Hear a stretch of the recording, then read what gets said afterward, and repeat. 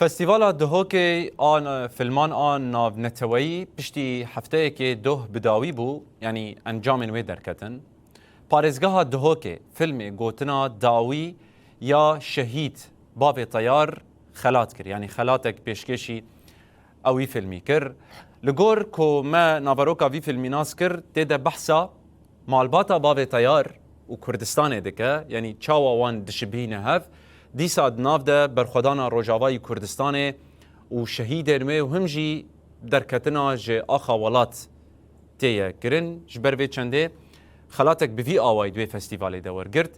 Di festîvalê de teyaro çû wê derê bi hestekî nazik û bi girî û rondikan ew xelat wergirt û di wê derê de got ew diyarî giyanê bavê teyar dike çimkî ev xew nawî bû.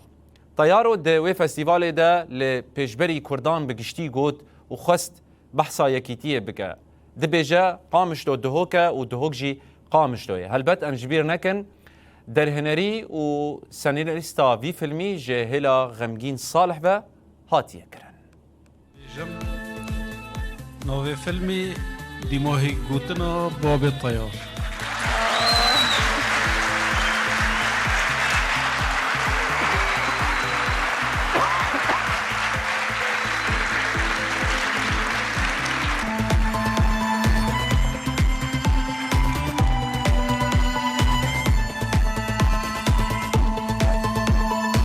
İngelek xêr hatin, pîrûz e.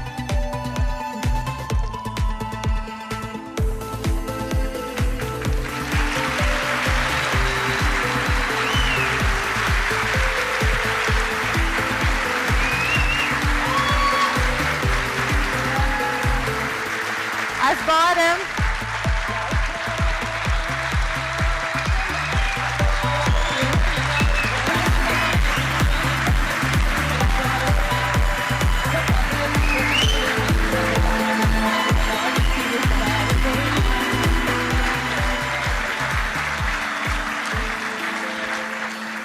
سپاس بۆ گشە قوسیر عفو بکن ئەv ji dil derket قوسیر عفو بکن لۆبرینê ji we dixwazim ji ber ku ev xewna babê teyar bû ku derkevê festîvalê de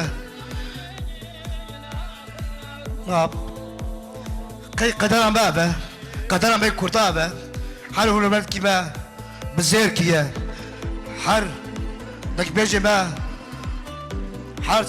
her سینمای ما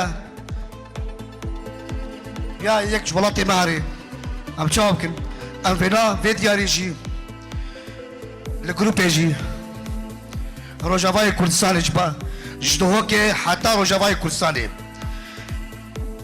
qamişlo dihok e dihok qamişlo ye yek dil e